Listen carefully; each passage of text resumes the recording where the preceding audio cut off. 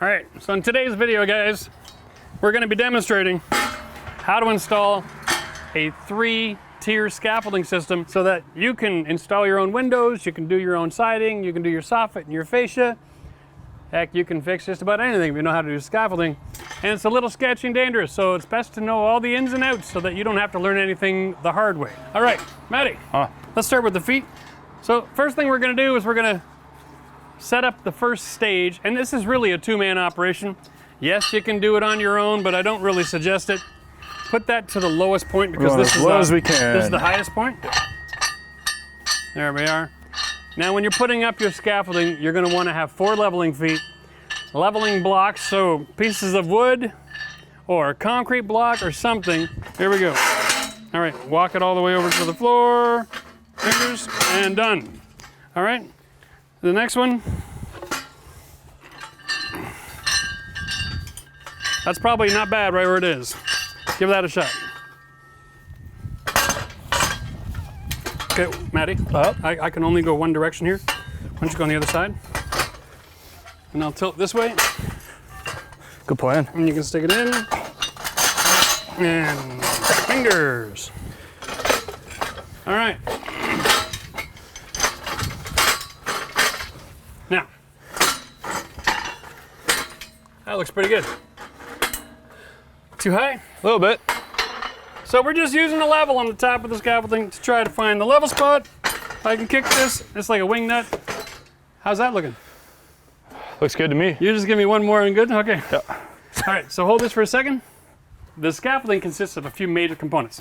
So these, I'm just gonna call them the ladder, the end stages, okay? Now, every one of them has got a pin, and these little scissor locks go on there, okay? And the idea here is to create stability. You put them on both sides, you connect all 4 corners, you get it level, and it's relatively strong. There should be a safety catch here so that it can't be knocked off, all right?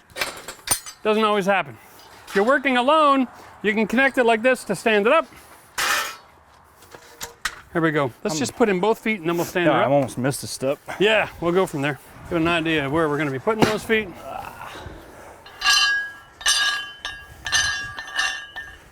There's gotta be a better way. Close, you're close. Yeah, there's gotta be a better way. Okay, let's just drag the whole thing towards me a little bit. Now put it onto that wood. And that's there. Now you set the wood block on the other foot. There we go. Okay. See how close we are. Slide it back now. We're not going to be going left and right. We're going to be going this way. Okay. That gives us a flexibility here. All right. So the first thing you do is put the bottom rod here on, Matt.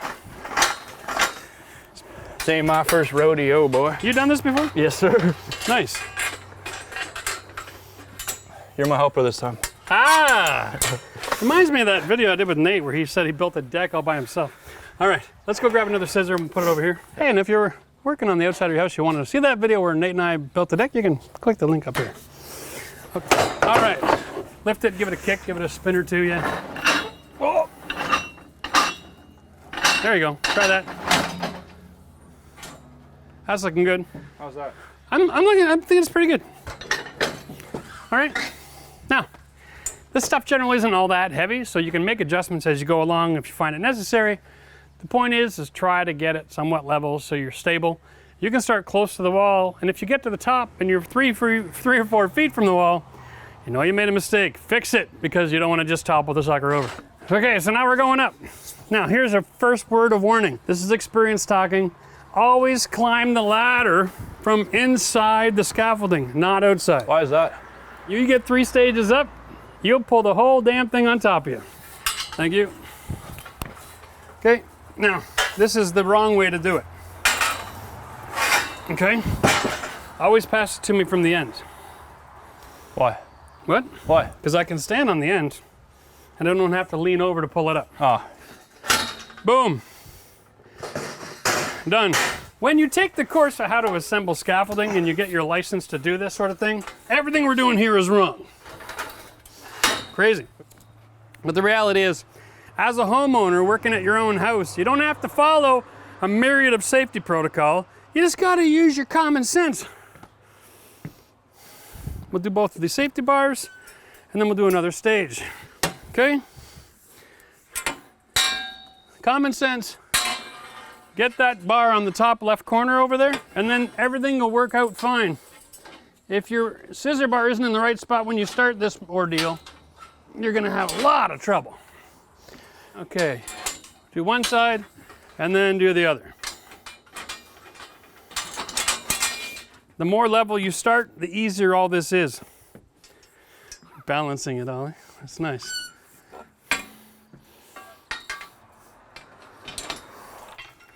Thank you. Again, if you don't mind passing me everything from the ends, it'd be easier on my back. I forgot, my bad. All right. Da-da-da-da. Next stage, please. Now you've got options at this point. You can always use a rope and pull it up, but the reality is, each of these stages is about 5 feet.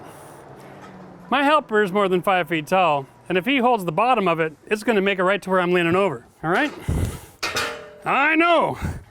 For a guy that's safety second, I sure am careful, huh?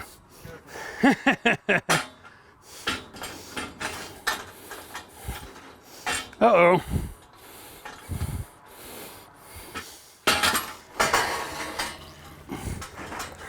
I'm thinking I'm still gonna hit the house here. Am I good? Yeah, you should be all right. There you go. Now, off the end, please, if you don't mind, not the middle. Oh, now that we're here, Attica! This is really safe, right? Not an issue. Pass it up. There's a nice handle at the end of the board. Thank you. Always be careful. Keep your balance. Know where your feet are. And here's the best part. Yeah. Now we're square. Right? We'll slide that one back. That was just a great maneuver. Now I got a platform. Now, if I wanted to,